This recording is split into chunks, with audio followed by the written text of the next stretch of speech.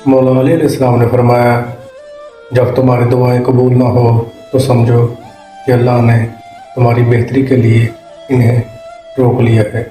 हम बाज़ औक़ात दुआ करते हैं लेकिन वो कबूल नहीं होती, मगर अल्लाह हमें वही देता है जो हमारे लिए बेहतरीन होता है।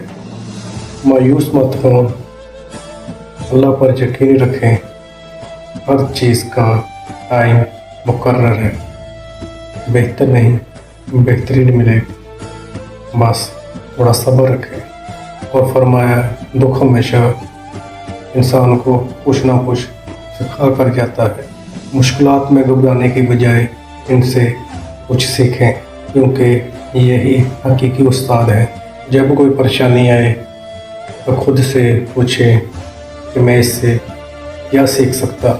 मज़ीद अच्छी वीडियो के लिए हमारे चैनल को सब्सक्राइब कर लें और बेल आइकन को दबाना मत भूलें।